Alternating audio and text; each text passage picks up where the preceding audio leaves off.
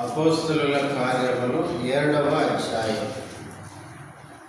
36వ వచనం నుంచి 43వ వచనం వరకు మార్చి చదువుకుందాం.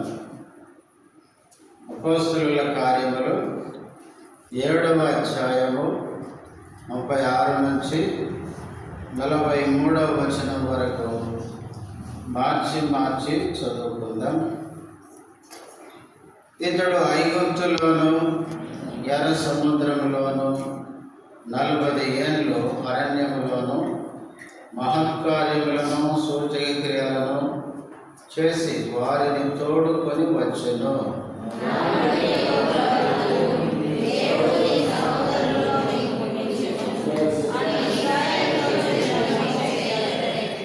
సీనాయి పర్వతము మీద తనతో మాట్లాడిన దేవదూతతోనూ మన పితరులతోనూ అరణ్యములోని సంగమందుండి మనకిచ్చుటకు జీవవాక్యములను తీసుకుని వాడితడే.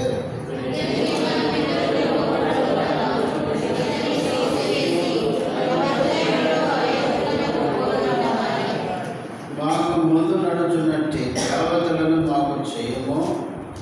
ఐగుప్తు దేశములో నుండి మనకు తోడుకొని వచ్చిన ఈ మోషే ఏమాయనో మాకు తెలియదని అహరోనుతో అనేది.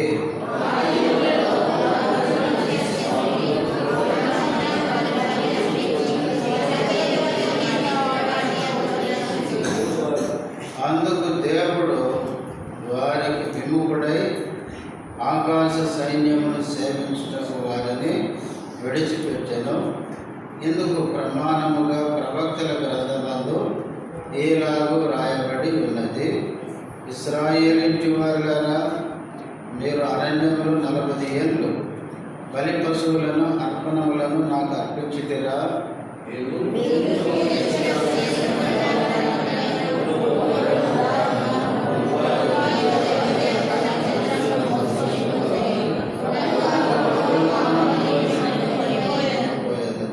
ప్రార్థన చేసుకుందాం.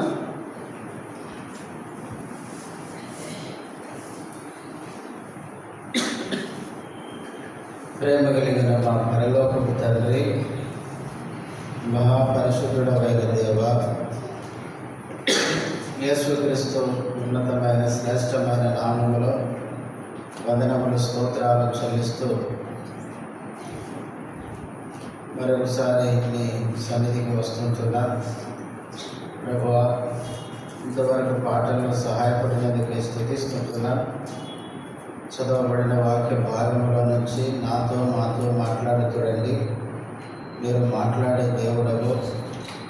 వినే చెవి, గ్రహించే హృదయం మాకు దయచేయండి. లోబడి వాక్యానికి మా హృదయాన్ని అప్పగించుకునే మనసు కూడా మాకు దయచేయండి. మీ దాసుడు బలహీనుడు శివంచాలను మరుగుపరచండి. యజమానుడు వాడుకున్న పాత్రగా సిద్ధపరచుకొని యేసుక్రీస్తు నామములో స్తుతించి ప్రార్థిస్తున్నాను తండ్రి, ఆమేన్.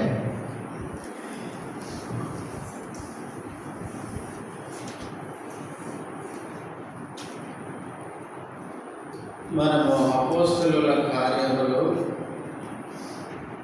ధ్యానిస్తూ 7వ అధ్యాయం వరకు మనం వచ్చాం. మనం ఇప్పటికే 7వ అధ్యాయం 1వ వచనం నుంచి 35వ వచనం వరకు అనేక సంగతులు మనము ధ్యానిస్తూ వచ్చాం.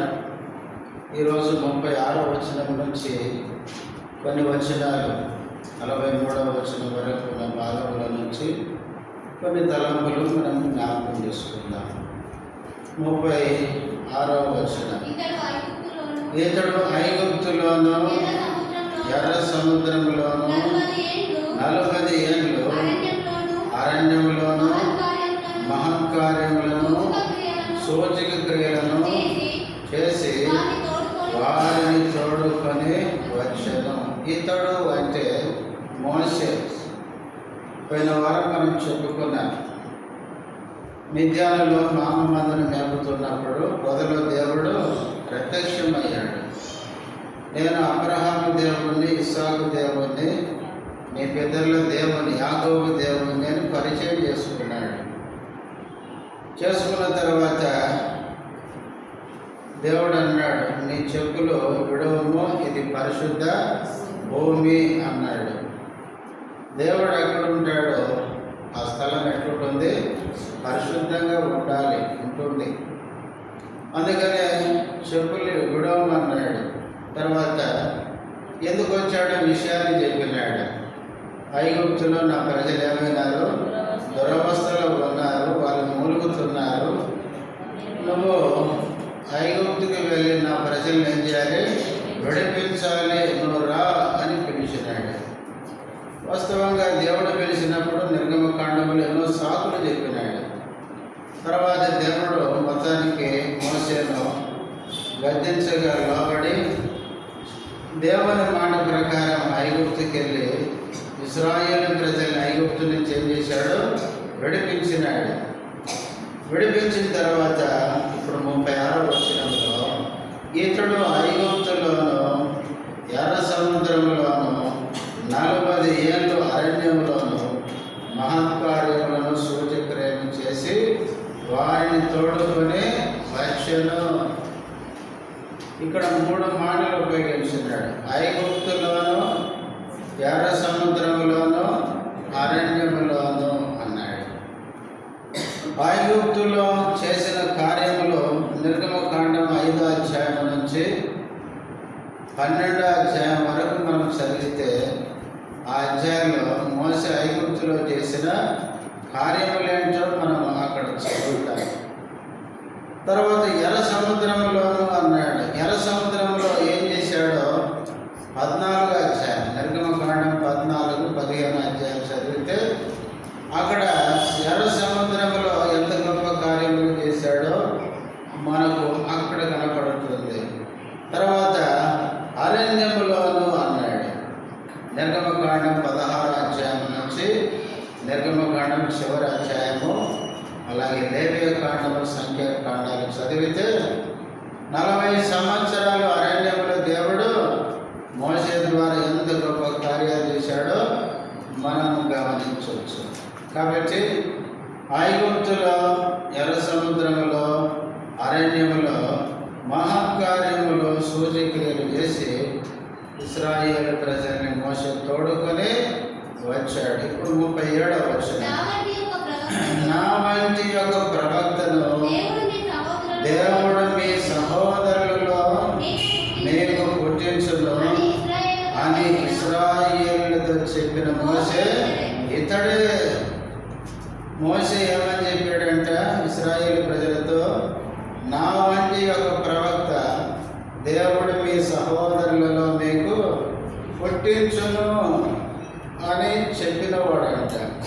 ద్వితీయోపదేశకాండము 18వ అధ్యాయం, ద్వితీయోపదేశకాండము 18వ అధ్యాయము 18వ అధ్యాయం 16వ వచనం కింద 3 లైన్లు చూడండి. 16వ వచనం కింద నుంచి 3 లైన్లు. నీ దేవుడైన యెహోవా నీ మధ్యను నా వంటి ప్రవక్తను నీ సహోదరులు నీ కొరకు పుట్టించును, ఆయన మాట నీవు వినవలెను.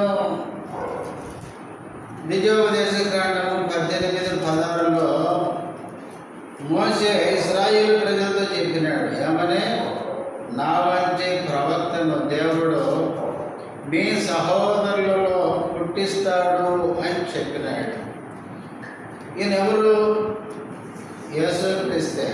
చూడండి 3వ అధ్యాయం, ఇది అపోస్తలుల కార్యములు 3వ అధ్యాయం 22వ వచనం. మోసే ఇట్లా నేను ప్రభు అయిన దేవుడు నా వంటి ఒక ప్రవక్తను మీ సహోదరుల నుండి మీ కొరకు పుట్టించును, ఆయన మీతో ఏమి చెప్పినను అన్ని విషయములలో మీరు ఆయన మాట వినవలెను. ఇక్కడ ఈ మాటలు చెప్తున్నది ఎవరు? పేతురు. పేతురు కొట్టుకుంటూ అని స్వస్థపరిచిన తర్వాత ఇశ్రాయేలు ప్రజలందరూ పేతురు యోహాను పేతురులను విచిత్రంగా చూస్తున్నారు. అప్పుడు పైన మీరెందుకు మా వైపు ఎట్లా చూస్తున్నారు? మా శక్తి చేత ఈ కుంటి వారిని మేము స్వస్థపరిచినట్లు. వీళ్ళు స్వస్థపరిచింది ఎవరు? ఏ యేసునైతే మీరు తృణీకరించి సిలువేశారో ఆ యేసే వీళ్ళు ఏం చేశాడు? స్వస్థపరిచాడు అని చెప్పి ఆ యేసుని గురించి 21వ వచనములు అంటాడు మధ్యలో. దేవుడు 2వ లైన్లో, దేవుడు ఆది నుండి తన పరిశుద్ధ ప్రవక్తల నోట ఈ యేసు, మీరు సిలువేసిన యేసుని గురించి దేవుడు ఆది నుంచి పరిశుద్ధ ప్రవక్తల నోట ఏం చేశాడు? పలికించాడు అని. ఎవరు పలికారు అనే దానికి ఆధారంగా కింద 22లో మోసే పలికాడని చెప్తున్నాడు. ఎందుకంటే యూదులకి మోసే అంటే గౌరవం. అందుకనే పేతురు మోసే గురించి ఇక్కడ చెప్పినాడు. ఈ మాట ప్రభు అయిన యేసు క్రీస్తుల గురించి చెప్పబడిన మాట. ప్రియులారా, మోసే నా వంటి యొక్క ప్రవక్తను దేవుడు మీ సహోదరుల్లో మీకు పుట్టించును అని చెప్పినాడు. ఇశ్రాయేలు ప్రజల్ని ఐగుప్తు నుంచి విడిపించడానికి ఎవరు పుట్టించాడు? మోసేను పుట్టించాడు. ఈ లోకంలో పాపము నుంచి మనల్ని విడిపించేదానికి మోసే వంటి ప్రవక్త అయిన యేసును మన కోసము దేవుడు పుట్టించాడు. తర్వాత 38వ వచనం, సీనాయి పర్వతం మీద తనతో మాట్లాడిన దేవదూతతోనూ మన పితరులతోనూ అరణ్యములోని సంగమందు ఉండి మనకిచ్చుటకు జీవవాక్యములను తీసుకుని వాడితడే. 38లో సీనాయి పర్వతం మీద 40 రాత్రి పగళ్ళు దేవుని సన్నిధిలో ఉండి జీవవాక్యాన్ని తీసుకుని వచ్చిన వాడు ఇతడే. జీవవాక్యం అంటే ధర్మశాస్త్రం. ఇక్కడ 16లో ఐగుప్తులో నుండి ఇశ్రాయేలు ప్రజలు తోడుకొని వచ్చిన వాడు. 37వ వచనంలో నా వంటి ప్రవక్తను మీకోసం పుట్టిస్తాడని చెప్పిన వ్యక్తి. 38వ వచనంలో ఇశ్రాయేలు ప్రజల కోసం ధర్మశాస్త్రాన్ని తీసుకొని వచ్చిన వాడు. ఇవన్నీ ఎందుకు చెప్తున్నాడు స్టెఫెను? ఇది మీరు మర్చిపోవద్దు. ఇవన్నీ చెప్తున్నది ఎవరు? స్టెఫెను. ఎందుకు చెప్తున్నాడు ఈ విషయాలన్నీ స్టెఫెను వారికంటే? స్టెఫెన్ మీద ఒక నిందేశారు కదా. ఏమనేశారు చూడండి. 6వ అధ్యాయం, అపోస్తలుల కార్యములు 6వ అధ్యాయం, 6వ అధ్యాయము 13వ వచనం. మహాసభ యొక్కకు తీసుకొని పోయి అబద్ధపు సాక్షులు నిలబెట్టిరి. అబద్ధ సాక్షులు చెప్తున్నారు. వారంటే అబద్ధ సాక్షులు. ఈ మనుషుడు ఎప్పుడును ఈ పరిశుద్ధ స్థలమునకును మన ధర్మశాస్త్రమునకును విరోధముగా ఇది ఆయన చేసింది. ఎంత స్టెఫెను మీద ఏం చేశారంటే అబద్ధ సాక్షులు వచ్చి ఈ పరిశుద్ధ స్థలము అంటే యెరూషలేముకి, తర్వాత ధర్మశాస్త్రానికి అంటే మోసే ద్వారా దేవుడిచ్చిన ధర్మశాస్త్రానికి స్టెఫెను ఏం చేశాడు? విరోధంగా మాట్లాడుతున్నాడని నిందేస్తే, ఇప్పుడు అబ్రహాం కాడి నుంచి చెప్పుకుంటూ వచ్చి మోసే గురించి ఎందుకు చెబుతున్నాడంటే, అసలు నేను మోసేకి వ్యతిరేకంగా కానీ ధర్మశాస్త్రానికి వ్యతిరేకంగా నేను ఎప్పుడూ ప్రవర్తించలేదు అని రుజువు చేస్తున్నాడు. అందుకనే 7వ అధ్యాయం 36, 37, 38 వచనాల్లో మోసే ఎంత గొప్పవాడో వివరిస్తున్నాడు. ఐగుప్తులో, ఎర్ర సముద్రములో, అరణ్యములో మహత్కార్యాలు, సూచక్రియలు చేసి ఇశ్రాయేలు ప్రజలు తోడుకొని వచ్చిన వ్యక్తి మోసే. అంతేకాదు నా వంటి ప్రవక్త, నా వంటి అంటే యేసు క్రీస్తుకు ముమ్మూర్తిగా ఉన్నవాడు మోసే. అంత గొప్ప వ్యక్తి మోసే. అంతేకాదు 38లో సీనాయి పర్వతం మీద దేవుని దగ్గర గడిపి 40 రాత్రి పగలు జీవవాక్యం అంటే ధర్మశాస్త్రాన్ని తీసుకొచ్చిన అంత గొప్ప వ్యక్తి ఆయన. అయితే ఆ వ్యక్తికి వ్యతిరేకంగా ఎవరు నేను కాదు. ఎవరన్నాడు? ఇప్పుడు చదవండి 39. ఇతనికి మన పితరులు లోపడనులక ఇతనిని త్రోసివేసి తమ హృదయములలో ఐగుప్తులకు పోగొరిన వారై.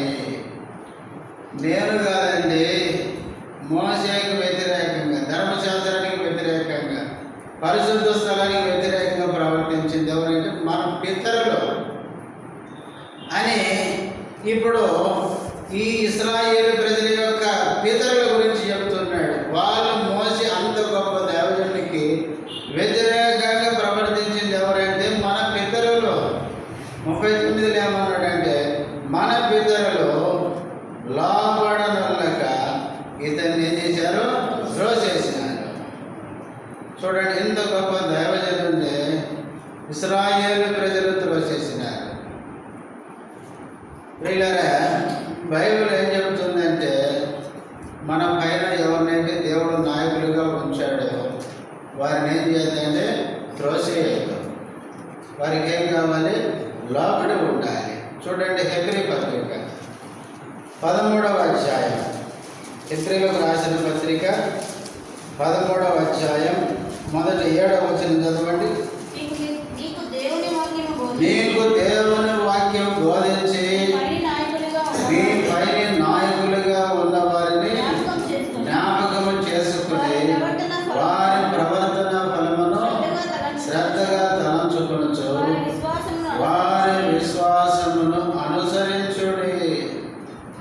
ఇక్కడ పౌలు హెబ్రీ విశ్వాసునికి ఏం చెబుతున్నాడంటే, మీకు దేవుని వాక్యం బోధించి మీ పైన నాయకులుగా ఉన్న వారిని అన్నాడు. అంటే దేవుని ప్రజలకు పైన ఎవరు ఉంచాడంట? నాయకులను ఉంచాడు. నాయకుడు లేకుండా ప్రజలు నడవడం చాలా కష్టం. అందుకని దేవుడు సంఘంలో దేవుని ప్రజలను నడిపించడానికి దేవుడు నాయకులను నియమించినాడు. అందుకే వారిని జ్ఞాపకం చేసుకొని వారి ప్రవర్తన ఫలమును శ్రద్ధగా తలంచుకొనుచు వారి విశ్వాసం ఏం చేయాలి? అనుసరించాలి. ఇప్పుడు 17వ వచనం, మీ పైన నాయకులుగా ఉన్నవారు లెక్క ఒప్పజెప్పవలసిన వారి వలె మీ ఆత్మలను కాయచున్నారు. వారు దుఃఖముతో ఆ పని చేసిన ఎడల మీకు నిష్ప్రయోజనము కనుక దుఃఖముతో కాక ఆనందముతో చేయనట్లు వారి మాట విని వారికి లోబడి ఉండుడి. మీ పైన నాయకులుగా ఉన్నవారు అని మొదటని చివరంటాడు. ఏమన్నాడు? వారి మాట విని వారికి ఏం కావాలి? లోబడి ఉండుడి. లోబడక తిరగబడితే వాళ్ళు ఏమవుతారు? దుఃఖపడతారు.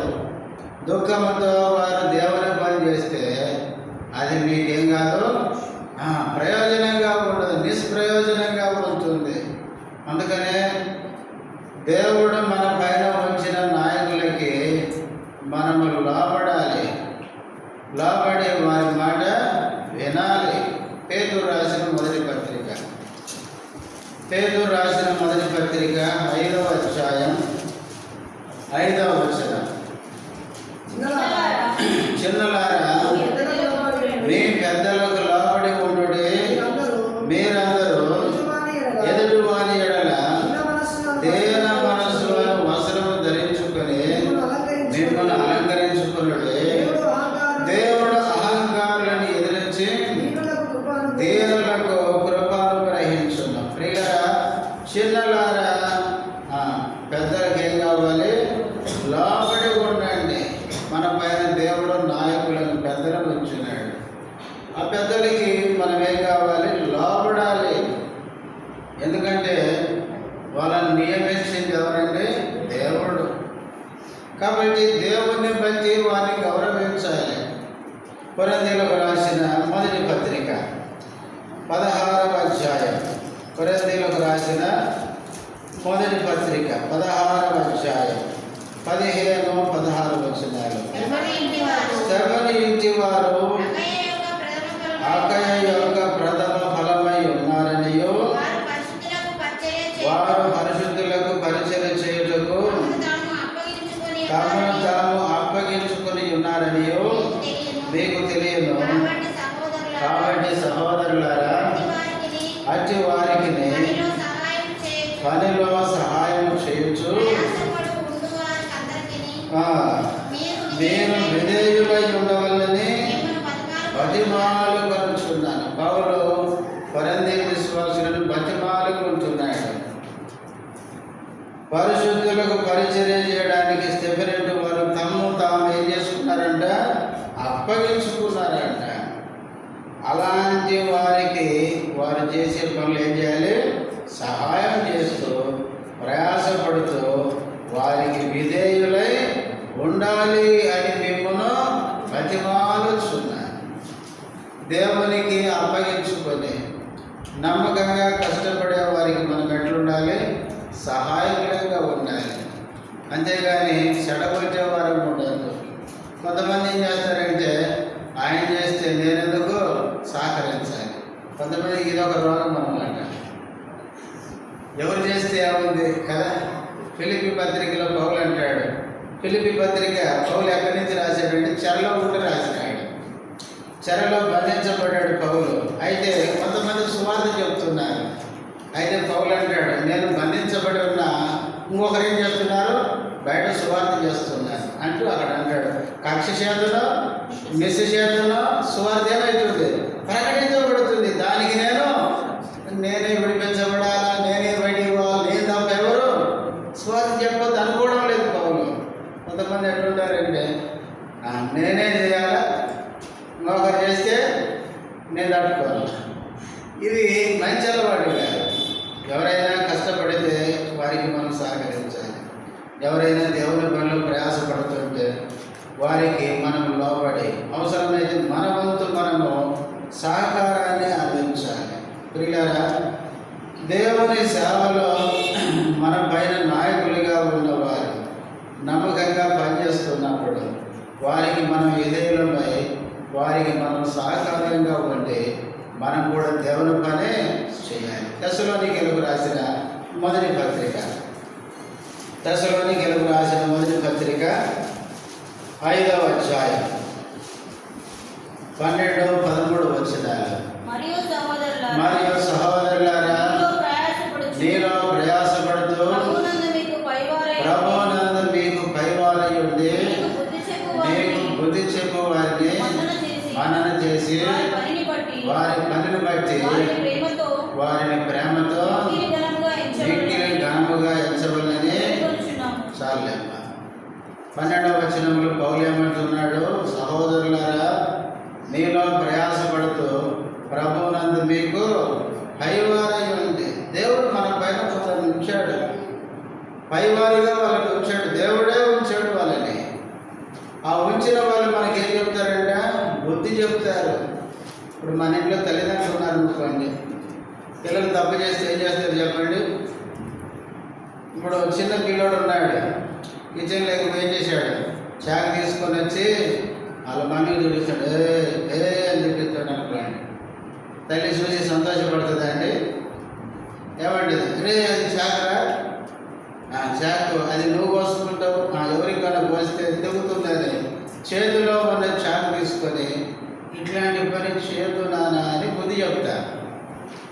కనుక నిజమైన తల్లిదండ్రులు పెద్దలైన వాళ్ళు ఇలా చిన్నలు ఏదైనా పొరపాటు చేసినప్పుడు వాళ్ళ మీద కోపం వేసినే ఉండదు. కొన్నిసార్లు ఏమనుకుంటారంటే పై వాళ్ళు ఏదైనా మన మీద కోపడితే ఏమనుకుంటామంటే ఏదో కావలసిన దాని మీద ఏం చేస్తున్నారు వీళ్ళు, మనుషులు ఏదో పెట్టుకుని కోపడుతున్నారు అనుకుంటారు. వీళ్ళారా నిజంగా పెద్ద మనసు కలిగిన వారు ఎవరికి చిన్నవారి మీద ఏముందని చెప్పండి? ఎలాంటి ద్వేషభావం ఉండదు. ఏదైనా ఉంది అంటే వాళ్ళు బుద్ధి తెచ్చుకోవాలని, వాళ్ళు బాగుపడాలని, ఆత్మీయంగా వాళ్ళు క్షేమాభివృద్ధి చెందాలని మంచి ఉద్దేశంతోనే వాళ్ళను ప్రేమతో గద్దించడం తప్ప ప్రియులారా పెద్దలైన వారికి ఎలాంటి ద్వేషం ఉండదు. అందుకనే పౌలు ఇక్కడ అన్నాడు, మీ పైన ఉన్న ప్రభువునందు మీకు పైవారై ఉంది, మీకు బుద్ధి చెప్పే వారిని ఏం చేయాలి? మన్నన చేయాలి. బుద్ధి చెప్పేవారిని కనుక మనం తృణీకరించామనుకోండి మనకు బుద్ధి రాదు. అర్థమైందంటే ఒకసారి నాకు ప్రభువులోకి నడిపించిన సహోదరుడు, ఆయన చాలా నా మీద ప్రేమ కలిగిన వాడు. నేను ఈరోజు ఈ స్థాయిలో ఉన్నానంటే ఆరంభంలో ఆయన నన్ను ఎంతగానో ప్రేమించినాడు. దేవుని ప్రేమను బట్టి రక్షణలోనికి నడిపించడానికి సువార్త చెప్పాడు. నేను రక్షించబడిన తర్వాత నేను ఆత్మీయంగా ఎదగడానికి ఆయన చాలా డబ్బులు ఇచ్చినాడు నాకు. రాయలసీమ యూత్ క్యాంప్ జరుగుతున్నప్పుడు డబ్బులు ఇచ్చి ఆ మీటింగ్కి నువ్వు వెళ్తే బాగుంటుంది కదా అన్నాడు. అన్న నా దగ్గర డబ్బులు లేవంటే, ఆ డబ్బులు నేను ఇస్తాను పో అని నాకు డబ్బులు ఇచ్చి యూత్ క్యాంప్కి వారం రోజులు అక్కడే ఉండడానికి ఖర్చులకు డబ్బులు ఇచ్చినాడు. ప్రియులారా, ఆయన నేను ఆత్మీయంగా ఎదగడానికి చాలా డబ్బులు ఇచ్చినాడు. కొన్నిసార్లు ఏదైనా పొరపాటు చేస్తే ఆయన ప్రేమతో గద్దించినాడు. నేను సేవకు వచ్చిన తర్వాత కూడా ఒకసారి ప్రేమతో గద్దించినాడు. ఎట్లా అంటే మీకు ఒక సందర్భాన్ని గుర్తు చేస్తాను. ఒకసారి వాళ్ళూరికి పరిచర్యకి పిలిచినాడు. వాళ్ళూరి సేవ గురించి చెప్పి ఇట్లా పలానా బ్రదర్ ఉన్నాడు సేవలో, వాళ్ళూరికి వచ్చినాడు, పలానా రోజు పరిచర్యకి మన దగ్గరికి పిలిపిద్దామంటే వాళ్ళు సేవకుడు ఒప్పుకున్నాడు. పిలిస్తే నేను వెళ్ళాను. వెళ్ళిన తర్వాత వాకింగ్ చెప్పాను, అయిపోయింది. ఇంటికి పోయాము. ఇద్దరం కూర్చొని ఫోన్ చేసేటప్పుడు ఆయన అన్నాడు, బ్రదర్ మీరు వాక్యం చాలా బాగా చెప్పారు అన్నాడు. అంటే దాని ఏముంది లేక అన్నాడు. అయితే మెల్లగా అన్నాడు, కానీ చిన్న పొరపాటు చేసావన్నాడు. అర్థమైందా? చిన్న పొరపాటు చేసావంటే చెప్పండి అన్న. ఎందుకంటే మీరు చాలా క్లోజ్గా ఉంటారు. ఆయన వయసులో పెద్దవాడైనా చాలా ఆయనంటే నాకు గౌరవమే, నేనంటే ఆయనకి ప్రేమే, ఆయనకి ఏ ద్వేషం ఉండదు నా దగ్గర. ఆయన మెల్లగా ఏమన్నాడంటే నువ్వు చిన్న పొరపాటు చేసావంటే చెప్పండి అన్నాను. ఏం లేదు, వాక్యం చెప్పేటప్పుడు 1 యోహాను 2 యోహాను 3 యోహాను అంటొచ్చినావు, 3 యోహాను లేరు అన్నాడు. అర్థమైందా? యోహాను ఒక్కడే 3 పత్రికలు రాశాడు. యోహాను రాసిన మొదటి పత్రిక, యోహాను రాసిన 2వ పత్రిక, యోహాను రాసిన 3వ పత్రిక అనాలి. కానీ నువ్వు 1 యోహాను 2 యోహాను 3 యోహాను అని 3 యోహాను చెప్పినావు, అదే చిన్న మిస్టేక్ అన్నాడు. ఇదేనా అనుకొని వెంటనే ఆయన కరెక్టే కదా అని చెప్పింది అనుకోని అప్పటి నుంచి కొంచెం జాగ్రత్త పడ్డాను. కాబట్టి ఆయన చెప్పింది కరెక్టే, నా మంచి కోసమే చెప్పినాడు. కాబట్టి మన పైన దేవుడు మన మీద ఉంచిన వారు మన మీద ప్రేమించి మన మేలు కోరి చెప్తారు. అలాంటప్పుడు మనం వాళ్ళను తిరస్కరించదు. అందుకనే పౌలు అక్కడ అన్నాడు, మన పైన దేవుడు ఉంచిన వారు మనకు బుద్ధి చెప్పినప్పుడు వాళ్ళని ఏం చేయాలంట? మన్నన చేసి వాళ్ళని ఇంకా గౌరవించాలి. వారి పనిని బట్టి ప్రేమతో మిగిలి ఘనంగా ఎంచుకోవాలి. కాబట్టి ప్రియులారా, మన పైన నాయకులుగా ఉంచిన వారిని మనం వాళ్ళని సన్మానించాలి, గౌరవించాలి. తిమోతికి రాసిన మొదటి పత్రిక 5వ అధ్యాయం, తిమోతికి రాసిన మొదటి పత్రిక 5వ అధ్యాయం 17వ వచనం, బాగుగా పాలన చేయి పెద్దలను విశేషముగా వాక్యమందును ఉపదేశమందును ప్రయాసపడు వారిని రెట్టింపు సన్మానములకు పాత్రులుగా ఎంచవలెను. చూడండి, బాగుగా పాలన చేయి పెద్దలు అని విశేషంగా వాక్యమందు ఉపదేశమందు ప్రయాసపడు వారిని. చాలామంది ఏమనుకుంటారంటే వాక్యం చెప్పడానికి ఏం ప్రయాసం అనుకుంటారు కదా. కొంతమంది ఏమనుకుంటారంటే వాక్యం చెప్పేది ఏముంది, బైబిల్లో 4 వచనాలు తీసుకొని వెళ్ళి ఆ నిలబడి చెప్తే అయిపోయి అనుకుంటారు. బోధించే వారికి బోధ చేయాలంటే ఉండే బాధ ఏంటో వాళ్ళకి తెలుసు. చాలాసార్లు మనం ఏమనుకుంటామంటే ఆ నిలబడి వాక్యం చెప్పేది ఏముంది అనుకుంటాం. ప్రియులారా, వాక్యం చెప్పడం అంటే ఎప్పుడో ఒక వాక్యం చెప్పడం కాదు. లైన్గా రోజు వాక్యం చెప్పమన్నారు అనుకోండి, ఏమైంది చెప్పండి. ఒకసారి ఒక ఆయన ఒక ఊర్లో ఏం చేశాడంటే, నాకు వాక్యం ఇస్తలేవు అంటే నేనన్నా ఈ నెలంతా నీదే ప్రసంగం అన్నా. అనేసరికి ఆయన అనుకున్నాడు, అబ్బా ఇంకేముంది నెలంతా చెప్పచ్చు అనుకొని ఆదివారం రోజు వాక్యం చెప్పినాడు. తర్వాత సంఘ ప్రార్థన వస్తే, అన్న ఈ రోజున నువ్వు తీసుకుంటావంటే నేను చెప్పాను కానీ 4 రోజులని, ఈరోజు సంఘ ప్రార్థన కూడా నీది అంటే తీసుకున్నాడు. సంఘ ప్రార్థన కూడా చెప్పినాడు.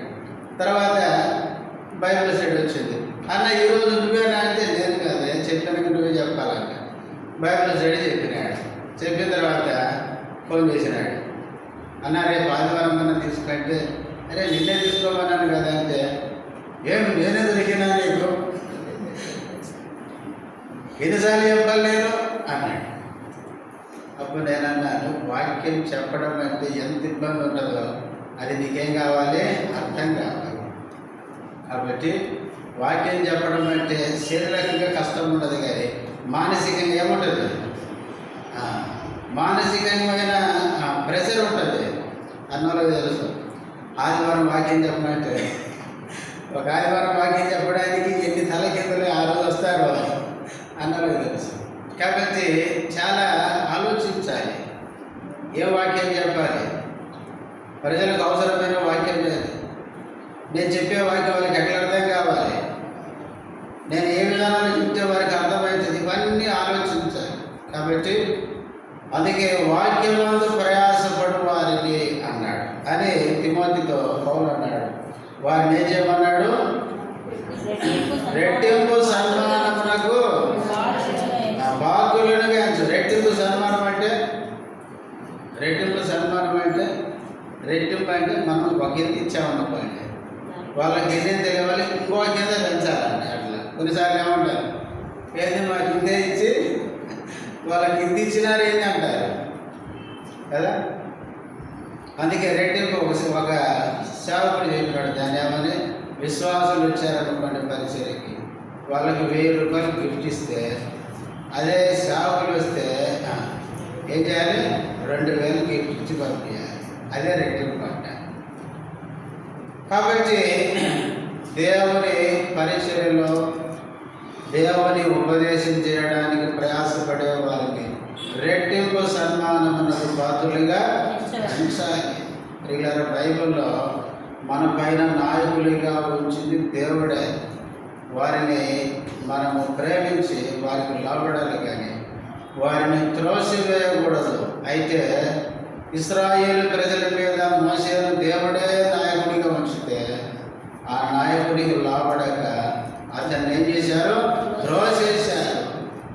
అంతేకాదు అపోస్తలుల కార్యములు 7:39 2వ లైన్లో తమ హృదయములలో ఐగుప్తునకు పోగొరిన వారై, మోషేను త్రోసేసి ఎక్కడికి పోదాం అనుకుంటున్నారు, ఐగుప్తుకు పోగొరిన వారై తమ హృదయాల్లో ఏమనుకున్నారంటే ఇప్పుడు మనం ఐగుప్తుకు పోదాం అనుకుంటున్నారు.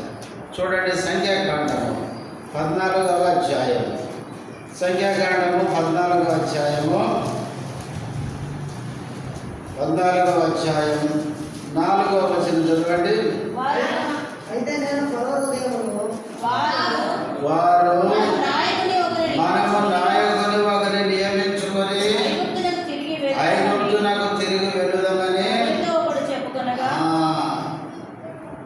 వాళ్ళు కనాను వేగు చూసి వచ్చి 10 మంది ఏమో చెడ్డ సమాచారం చెప్పినారు, 2 మంచి సమాచారం చెప్పినారు.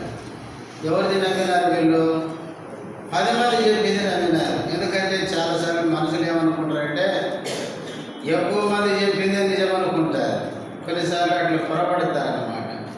అట్లా 10 మంది చెప్పింది నిజమని చెప్పి భయపడి ఇప్పుడు వాళ్ళు ఏమని అనుకున్నారంటే మనము వేరే నాయకుడిని నియమించుకొని ఎక్కడికి పోదాం, ఐగుప్తుకు. ఇంకా 3వ వచనం చివరిలో ఏముందంటే తిరిగి ఐగుప్తుకి వెళ్ళటం మాకు మేలంటే ఐగుప్తుకు పోవడం. చూడండి ఎంత విచారమో. ఇప్పుడు వీళ్ళు ఎక్కడి నుంచి వచ్చినారు, ఐగుప్తు నుంచి వచ్చినారు. ఎక్కడికి పోదామని వచ్చినారు, కనాను పోదామని వచ్చినారు.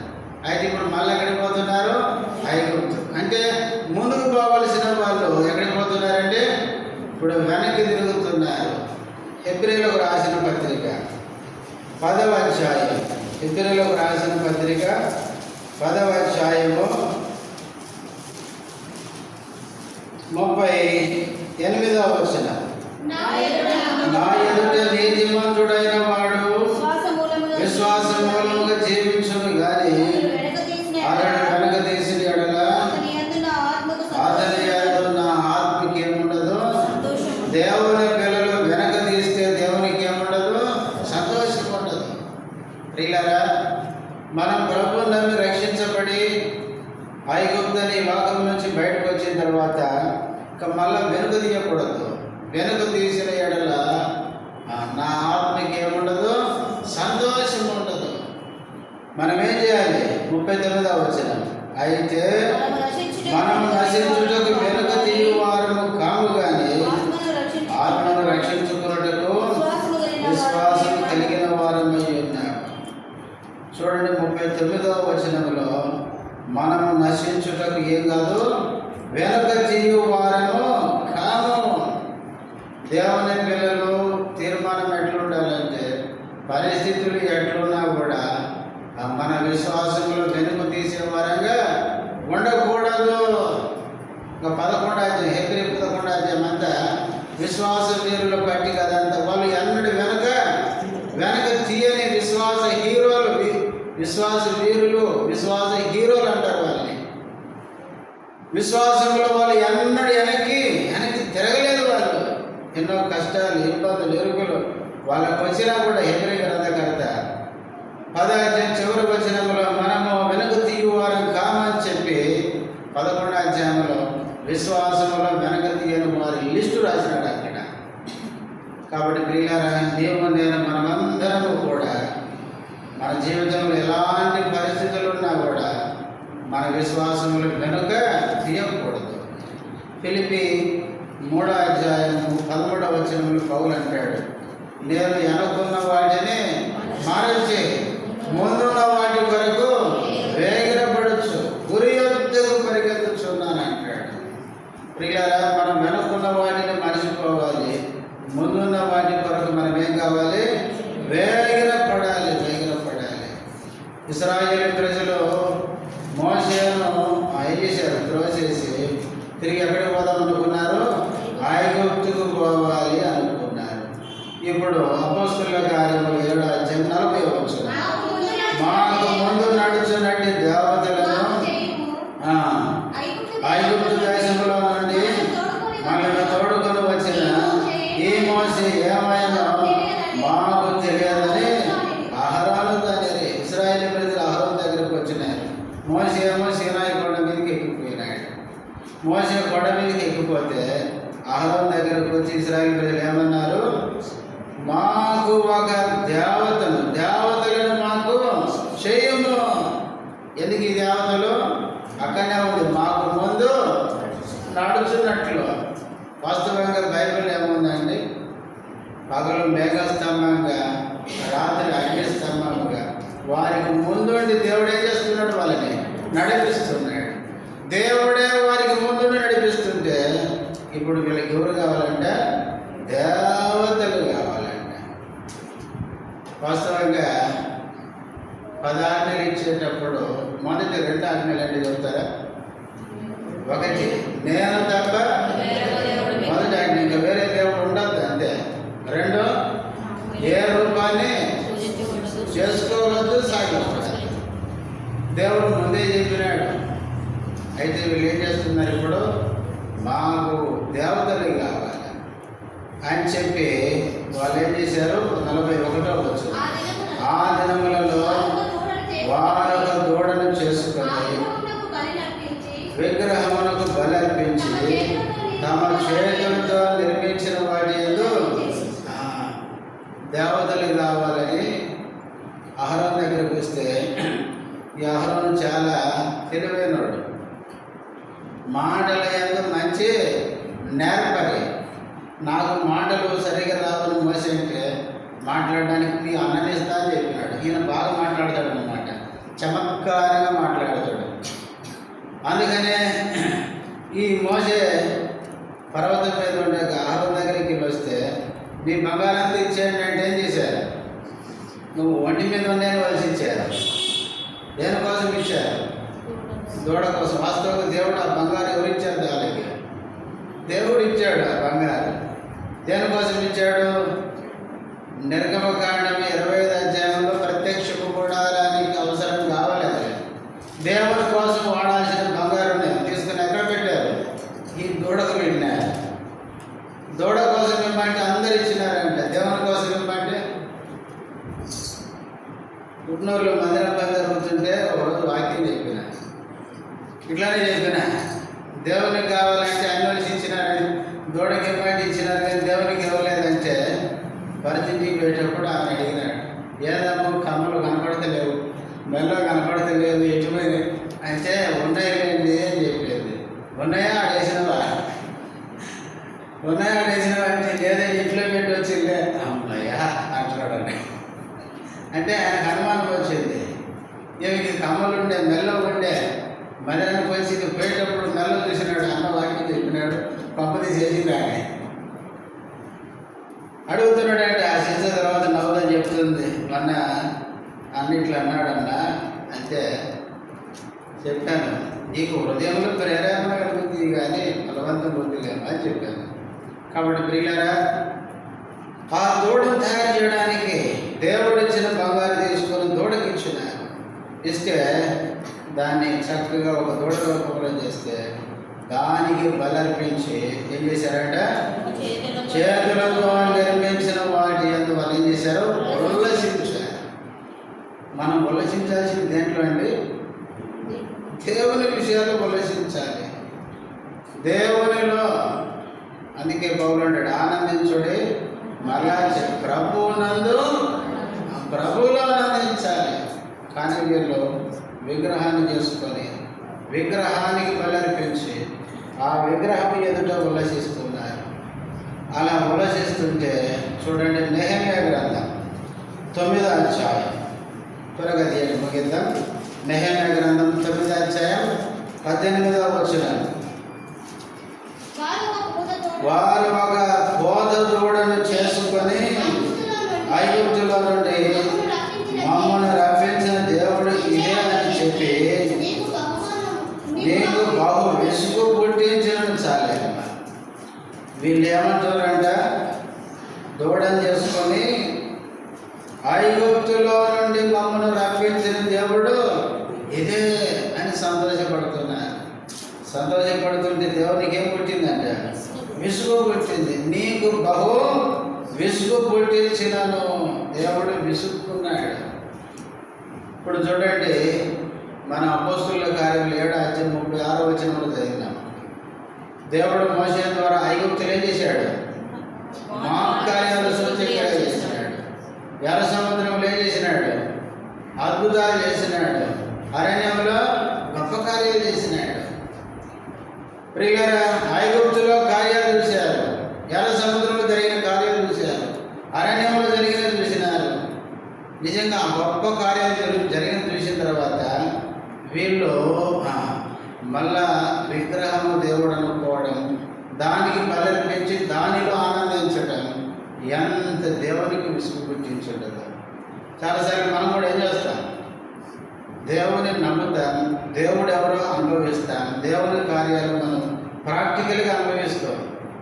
ప్రియులారా, దేవుడు మన జీవితంలో ఎన్నో కార్యాలు జరిగించడం చూస్తూ కూడా చివరికి ఏం చేస్తాం చెప్పండి, లోక సంబంధమైన వాటిలో ఆనందించాలనుకుంటాను. కొన్నిసార్లు కొంతమంది అని ఉంటారు, నేను నమ్మకుంటే బాగుండు కదరా కదా, అదే లోకంలోకి పోయి ఆనందిస్తే బాగుండు అనుకుంటాను. పిల్లరా, లోక సంబంధమైన ఆనందం తాత్కాలికమైనది. లోకంలో సుఖాలు సౌఖ్యాలు తాత్కాలికమైనవి. దేవునిలో మనకున్న ఆనందం నిత్యమైనది. కాబట్టి పిల్లరా, వాళ్ళు దూడ చేసుకొని ఆ చేతితో చేసుకున్న దాని యందు ఉల్లసించారు. అందుకే వారి గురించి ప్రవక్తలు చెప్పిన 42వ వచనం 3వ లైన్ నుంచి చదవండి. ఎందుకు ప్రమాణముగా ప్రవక్తల గ్రంథమందు ఈలాగు రాయబడి ఉన్నది, ఇశ్రాయేలు ఇంటి వారులారా, మీరు అరణ్యంలో 40 ఏళ్ళు బలి పశువులను అర్పణములను నాకు అర్పించిరా. మీరు పూజించుటకు చేసుకున్న ప్రతిమలైన మొలోకు గుడారమును, రొంపాయను, దేవత యొక్క నక్షత్రమును ప్రవక్తలు గ్రంథములో ప్రమాణము ఈలాగు రాయబడి, వీళ్ళ గురించే రాయబడిందండి. ఎక్కడ రాయబడింది చూడండి, ఆమోసు గ్రంథం 5వ అధ్యాయం. ఆమోసు గ్రంథం 5వ అధ్యాయం 25వ వచనం. ఇశ్రాయేలీయులారా, అరణ్యమందు 40 సంవత్సరములు మీరు బలులను నైవేద్యములను నాకు అర్పించితిరా. మీరు మీ దేవతైన మొలెకు గుడారమును మీరు పెట్టుకున్న విగ్రహమును బలిపీఠమును మీరు మోసములు వచ్చితిరి కదా. ఈ ఆమోస ప్రవక్త ప్రవచించిన ఈ మాటని ఇక్కడ స్టెఫెను ఉటంకిస్తున్నాడు. మీ గురించి ఆల్రెడీ ఆమోస ప్రవక్త ప్రవచించాడు. ఇశ్రాయేలు ఇంటి వారు అరణ్యములు 40 ఏళ్ళు పశువులను అర్పణలు నాకు అర్పించారా అన్నాడంటే అర్పించారు, కానీ అవి ఎవరికి అర్పించినట్లు అంటే విగ్రహాలకు అర్పించినట్టు. దేవుని మాట వినకుండా అవిధేయులు చేసేవన్నీ దేవునికి ఇష్టం లేని కార్యాలే. అందుకే పూజించడానికి మొలెకు దేవత అంట, రంపా దేవత అంట. కాబట్టి ఈ నక్షత్రాలు వీటన్నిటిని మోసుకొని వచ్చారు మీరు. ఇశ్రాయేలు ప్రజలు ఏం చేశారో తెలుసా? ఐగుప్తు నుంచి దేవుడు విడిపించి వారి జీవితాలు ఎన్నో మేలు చేస్తే వాళ్ళు ఏం చేశారు తెలుసా? ఐగుప్తు నుంచి విడిపించిన దేవుని ఏమో మర్చిపోయినారు. అన్యజనులను చూసి ఏం నేర్చుకున్నారు? అన్య దేవతలకు బలులు అర్పించేసి. చూడండి, మీకు ఒక మాట చదివిస్తే మీకు చాలా విచిత్రం అనిపిస్తుంది. 106వ కీర్తన, త్వరగా చేయండి. 106వ కీర్తన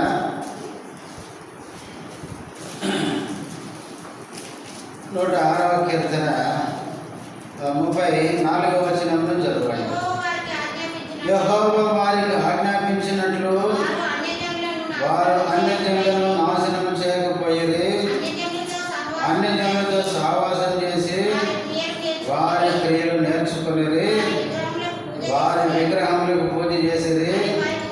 అవి వారికి ఉరి ఆయను.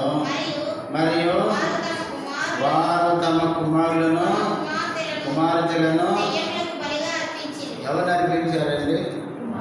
మీరు ఆలోచిస్తూ చదువుతున్నారా, నిద్రపోయి చదువుతున్నారా?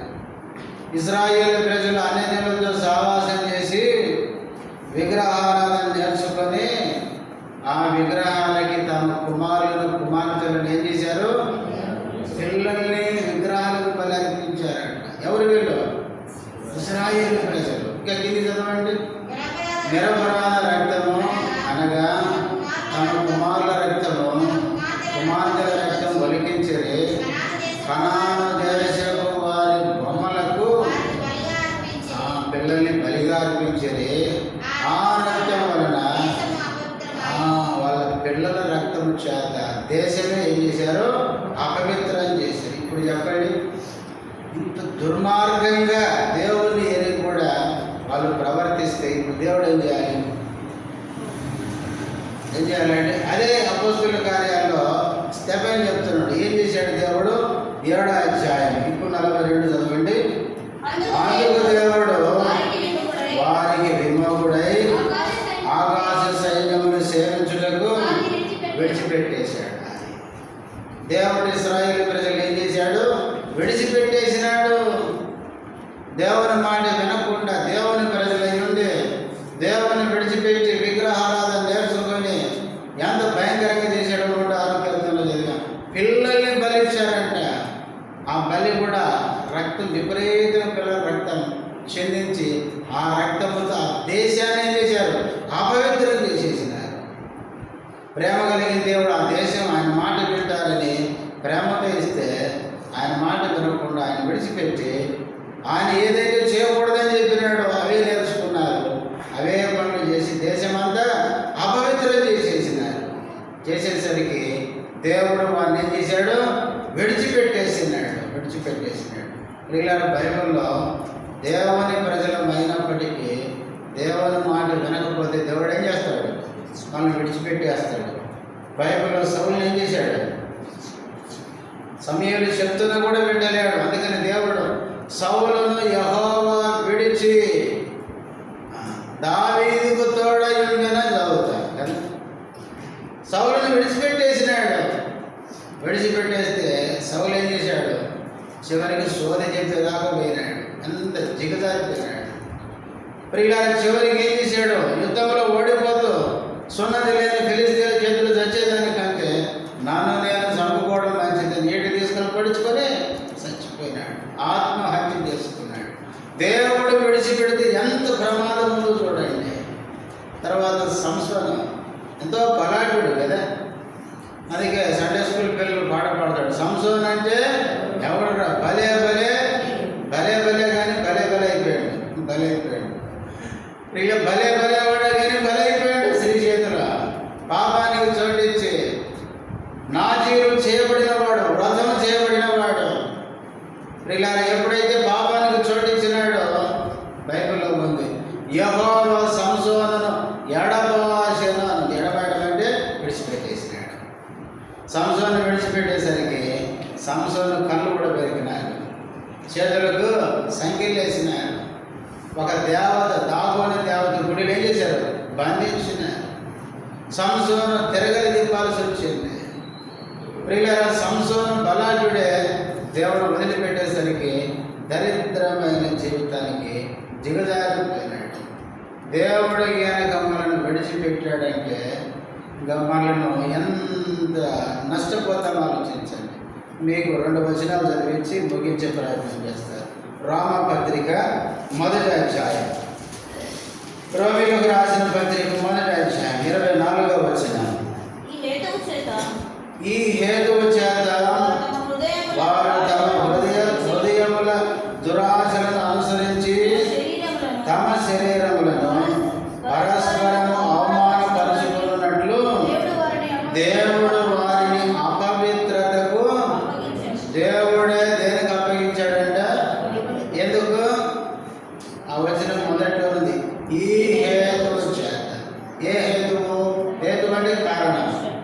ఏ కారణం చేత వీరిని అపవిత్రతకు అప్పగించాడంటే 18 నుంచి 23 వరకు చదివితే దేవుడు ఎవరో ఈ సృష్టిని చూస్తేనే ఏమవుతుంది, స్పష్టంగా అర్థమవుతుంది.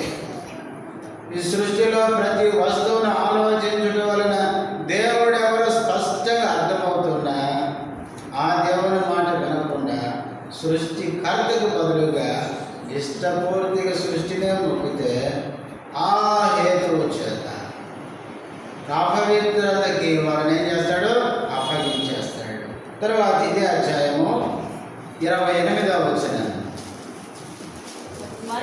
మరియు వారు తమ మనసులో దేవునికి చోటియనలేకపోయారు కనుక చేయరాని కార్యములు చేయుటకు దేవుడు భ్రష్ట మనసుకు వారిని అప్పగించెను. దేవుని మాట వినకుండా, దేవునికి హృదయంలో చోటు ఇవ్వకపోతే దేవుడు చెప్పే వరకు చెప్తాడు, వినకపోతే ఏం చేస్తాడు? భ్రష్ట మనసుకు. భ్రష్టుడు ఎవరండి? సాతానికి వానికి అప్పచెప్పేస్తాడంటే. నేను చెప్తే వింటలేడు కాబట్టి దయాలు కూడా అడుగుతాయంట. ఒకసారి ఒక సేవలు చెప్పినాడు, దయాలు కూడా కాసుకొని ఉంటాయంట పక్కన. యేసుప్రభు మాట వినకపోతే వాడిని అప్పచెప్పయ్యావని, మరి సంగతి ఏదో మేము చూసుకుంటాం, ఎందుకు అప్పచెప్పి మాకు పని చేస్తామంటే అంట.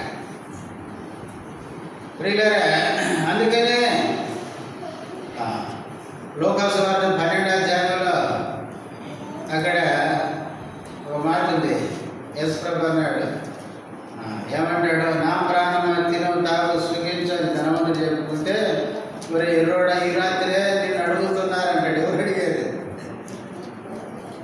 ఒక ఆయన అన్నాడు, ఆయన అప్పచెప్పాయని సంగతి నీకు అన్ని ఇచ్చినట్టు ఇది వాడు నీకు స్థుతించకపోతే వాడిని నువ్వెందుకు మాకు అప్పచెప్పంటారంట. అందుకనే ప్రియులారా, దేవుని మాట వినకపోతే భ్రష్టునికి అప్పచెప్తారు. చివరికి మనము ఏమవుతామంటే దేవుడే వదిలిపెట్టేస్తే ఇంక మనం ఎవరు బాగు చేయలేరు. అందుకనే ఇశ్రాయేలు ప్రజలు దేవుడిని ప్రేమించి వాళ్ళ కోసం మోషేను పంపించి ఐగుప్తు నుంచి విడిపించి మంచి పార్వతీలు ప్రవహించే దేశం నుంచి మంచిగా నన్ను జ్ఞాపకం చేసుకొని నన్ను ఘనపరచండి, నా మాట వినండి, నాకు లోబడి జీవించమని దేవుడు చెప్తే ఆ దేవుడిని మరిచి ఎంతగా చెడిపోయినారని భయంకరంగా చెడిపోయినారు. అందుకనే దేశం అంతా ఏమైపోయిందంటే పూర్తిగా అపవిత్రం చేసేసి అందుకని దేవుడు వారిని విడిచిపెట్టాడు.